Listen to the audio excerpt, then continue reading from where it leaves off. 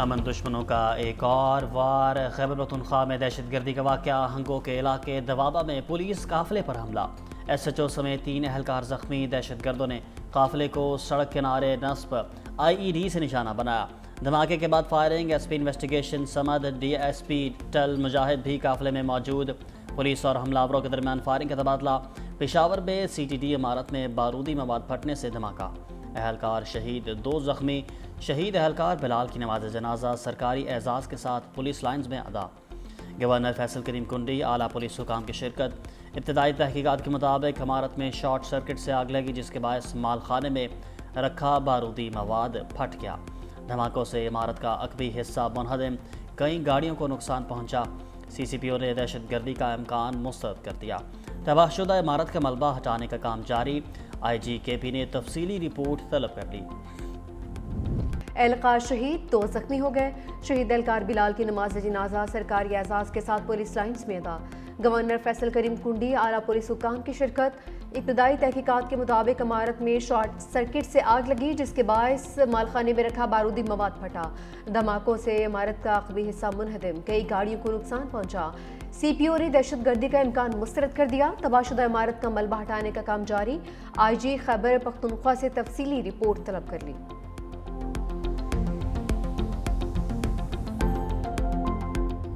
افغان طالبان کے جھوٹے بیانات سے حقائق نہیں بدلیں گے۔ وزیر دفاع خواجہ آصف کا افغان رجیم کے ترجمان کے گمراہ کن بیان پر 2 ٹوک رد عمل۔ کہا افغان طالبان بھارتی پراکسیز کے ذریعے دہشت گردی میں ملوث ہیں۔ خیبر پختونخوا کے عوام افغان طالبان رجیم کی بھارتی پشت پناہی سے آگاہ ہیں۔ خواتین، بچوں اور اقلیتوں پر جبر افغان طالبان کا اصل چہرہ ہے۔ طالبان 4 برس بعد بھی عالمی وعدے پورے نہ کر سکے۔ سرحد پار دہشت گردی کے خلاف فیصلہ کن اقدامات جاری رہیں گے۔ پاکستان علاقائی امن و استحکام کے لیے پرعزم ہے۔ افغانستان کے حوالے سے پاکستان کی سیکیورٹی پالیسی پر قوم، سیاسی اور عسکری قیادت میں مکمل اتفاق ہے۔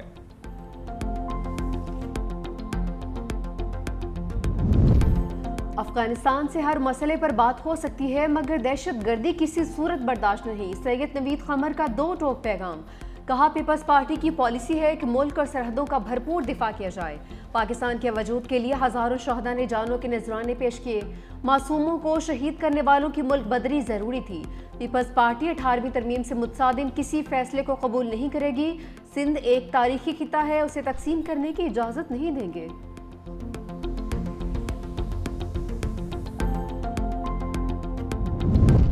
پاک افغان مذاکرات سے پہلے اسحاق ڈار کا بھی ترکیہ جانے کا فیصلہ۔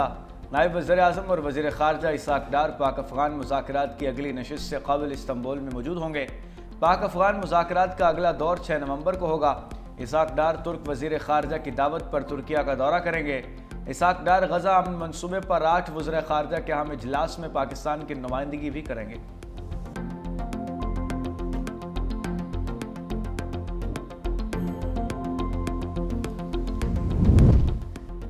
وزیر داخلہ محسن نقوی سے گورنر پنجاب سردار سلیم حیدر کی ملاقات۔ باہمی دلچسپی کے امور، سیاسی ملکی صورتحال پر تبادلہ خیال۔ گورنر سلیم حیدر نے کہا کہ ملک کی ترقی اور استحکام کے لیے مل کر کام کرنا ہوگا۔ گورنر پنجاب کی جنوبی افریقہ کے خلاف T20 سیریز جیتنے پر مبارکباد۔ وفاقی وزیر محسن نقوی نے کہا کہ اتحاد و اتفاق کی ضرورت جتنی آج ہے، پہلے کبھی نہیں تھی۔ پاکستان کی خاطر سب کو مثبت سوچ کے ساتھ ایک ہونا ہے۔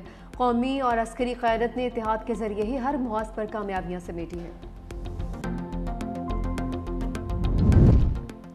امیر جماعت اسلامی حافظ نعیم الرحمان نے کراچی میں مہنگے ای چلان کو ڈرامہ قرار دے دیا۔ کہا سڑکیں ٹھیک نہیں اور مہنگے ای چلان کیے جا رہے ہیں۔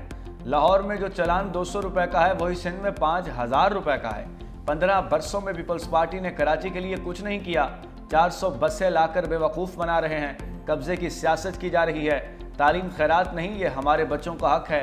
ٹاؤن چیئرمین کو ہدایت کرتا ہوں کہ اسکولوں اور ڈسپنسریوں کو ٹھیک کریں۔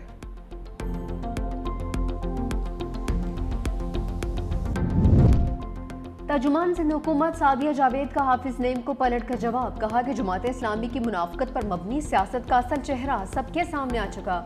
جماعت اسلامی کے ٹاؤن چیئرمین کے قبضوں کی کوشش ناکام ہونے پر حافظ صاحب کو میئر کراچی بیرسٹر مرتضی وہاب سے چڑ ہو گئی ہے۔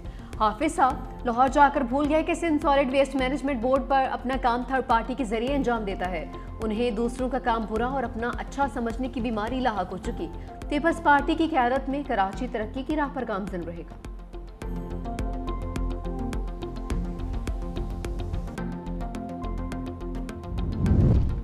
عوامی خدمت، تیز رفتار ترقی اور شفاف گورننس ہی مسلم لیگ نون کا اصل ایجنڈا ہے. پنجاب کا امن بحال، جرائم کی شرح میں نمایاں کمی آ گئی. وزیر اعلیٰ مریم نواز کی ساہیوال ڈویژن کے ارکان قومی اور صوبائی اسمبلی سے گفتگو. کہا پبلک ٹرانسپورٹ اور سڑکوں کی بحالی صرف انفراسٹرکچر نہیں بلکہ روزگار اور خوشحالی کا ذریعہ ہے. ستھرا پنجاب پروگرام صفائی کا نیا کلچر ہے.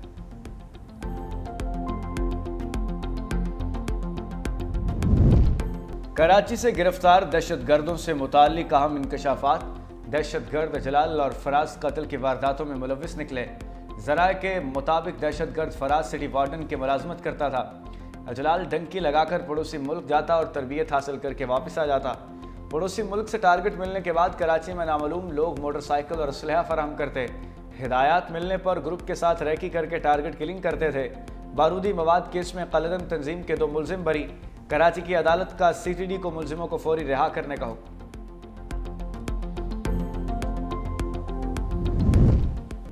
پنجاب میں اسموک نے شکنجا کس لیا. لاہور علودہ ترین شہروں کی فہرست میں پہلے نمبر پر آ گیا. Air quality index 248 record. Karachi فہرست میں چوتھے نمبر پر موجود.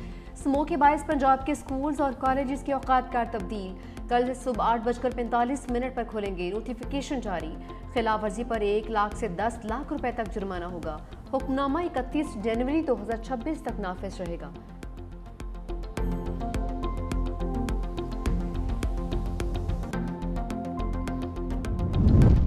آپریشن سندور کی ناکامی اپوزیشن نے مودی کو کٹہرے میں کھڑا کر دیا. کانگریس لیڈر راہل گاندھی نے کہا نریندر مودی ایک بزدل انسان ہیں جن کے پاس کوئی ویژن نہیں. مودی امریکی صدر کے سامنے کھڑے نہیں ہو سکتے. نریندر مودی میں ہمت ہے تو ٹرمپ کے بیانات کو جھٹلا کر دکھائیں. مودی اس بات سے انکار نہیں کر سکتے کہ امریکی صدر نے آپریشن سندور رکوایا. سپریا شری نیت نے کہا کہ صدر ٹرمپ کے مطابق 7 طیارے گرائے گئے. مودی کی خاموشی کا مطلب اسے تسلیم کرنا ہے. مودی کی بزدلی کی وجہ سے پورے بھارت کی عزت داؤ پر لگ چکی ہے.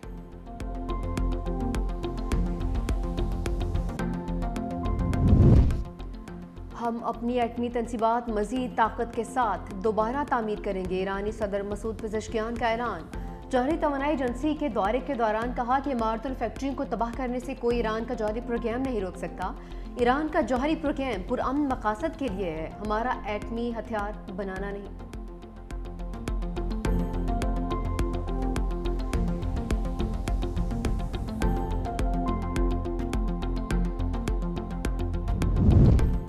دہشت گرد اسرائیل کے مشرق وسطیٰ میں سفاکیت، غزہ جنگ بندی معاہدے کی مسلسل خلاف ورزیاں. الشجاعیہ میں اسرائیلی ڈرون حملہ، 1 فلسطینی شہید. جنوبی لبنان پر بھی ایک اور فضائی حملہ، 4 شہری جاں بحق. عرب میڈیا کے مطابق اسرائیلی فوج نے ایک گاڑی کو نشانہ بنایا. حملے میں 3 افراد زخمی بھی ہوئے. جنگ بندی کے بعد اسرائیل لبنان میں 111 افراد کو موت کے وادی میں دھکیل چکا ہے.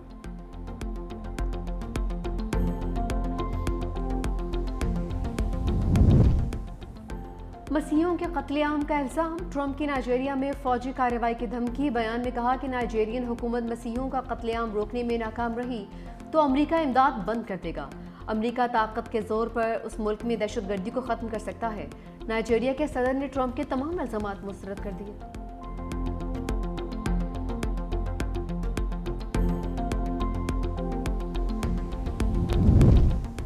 سابق امریکی صدر اوباما کی میئر نیو یارک کے امیدوار زہران ممدانی کی حمایت کا اعلان. کہا آپ نے بہت اچھی انتخابی مہم چلائی. شہر میں نئی سیاسی سوچ کے ساتھ تبدیلی لانے کی ضرورت ہے. کامیابی کی صورت میں ہر طرح کی رہنمائی کے لیے دستیاب رہوں گا. میئر نیو یارک کے انتخابات 4 نومبر کو ہوں گے.